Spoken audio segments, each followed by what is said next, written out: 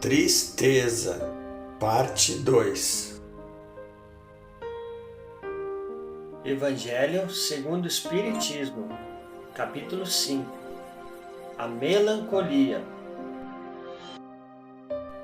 Sabeis, porque às vezes uma vaga tristeza se apodera dos vossos corações e vos leva a considerar amarga a vida?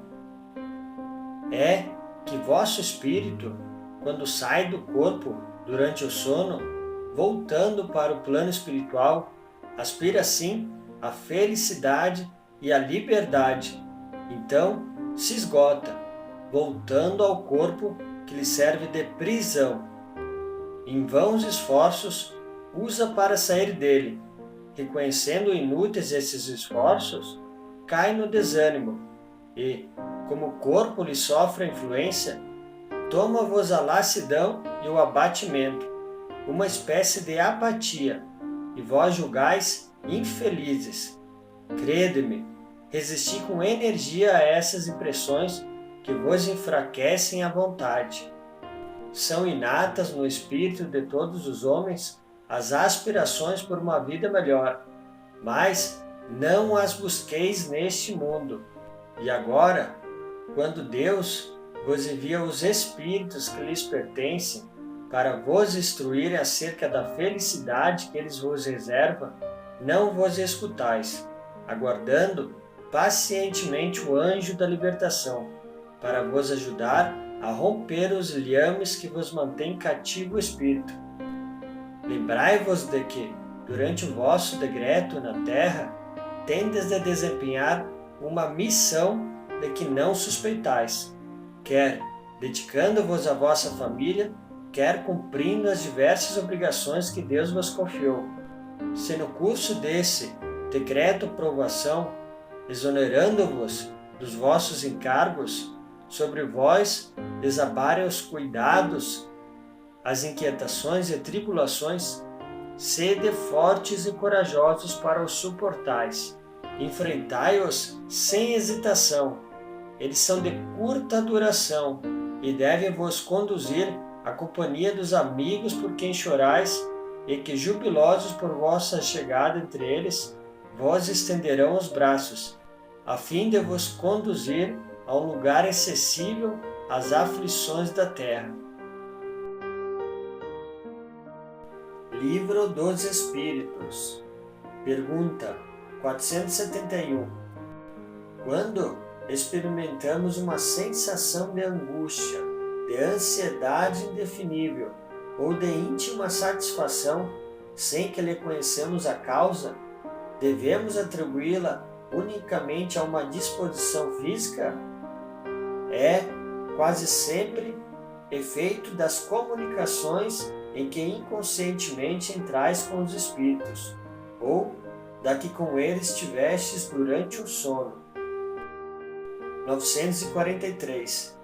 De onde nasce o desgosto da vida que, sem motivos plausíveis, se apodera de certos indivíduos? Efeito da ociosidade, da falta de fé e, não raro, da saciedade.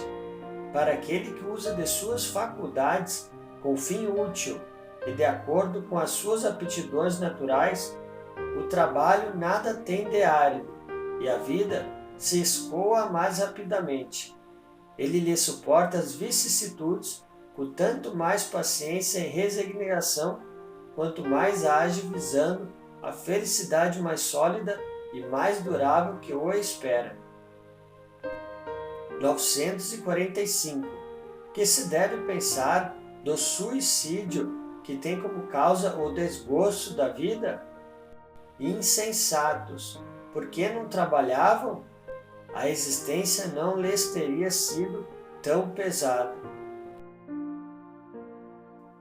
Livro Caminho, Verdade e Vida, psicografado por Chico Xavier. Número 130. Tristeza. O apóstolo Paulo nos fala, porque a tristeza, segundo Deus, opera arrependimento para a salvação, o qual não traz pesar, mas a tristeza do mundo gera a morte. Comentário do Espírito Emmanuel. Conforme observamos na advertência de Paulo, há uma tristeza segundo Deus e outra segundo a terra. A primeira soluciona problemas atinentes à vida verdadeira.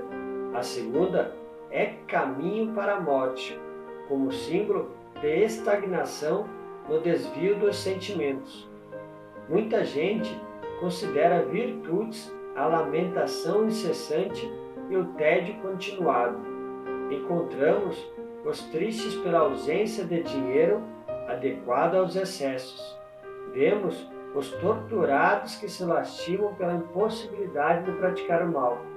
Ouvimos os viciados na queixa doentia, incapazes do prazer de servir sem aguilhões. Essa é a tristeza do mundo, que prende o espírito à teia de reencarnações corretivas e perigosas. Raros homens se tocam da tristeza segundo Deus. Muitos poucos contemplam a si próprios, considerando a extensão das falhas que lhes dizem respeito, e marcha para a restauração da vida, no presente e no porvir. Quem avança por esse caminho redentor, se chora, jamais atinge o plano do soluço enfermiço e da inutilidade, porque sabe reajustar-se, valendo-se do tempo, a golpes benditos de esforços para as novas edificações do destino. Número 172. Lágrimas. Jesus nos fala: vinde a mim, todos que estáis cansados e oprimidos, e eu vos aliviarei. Comentário do Espírito Emmanuel.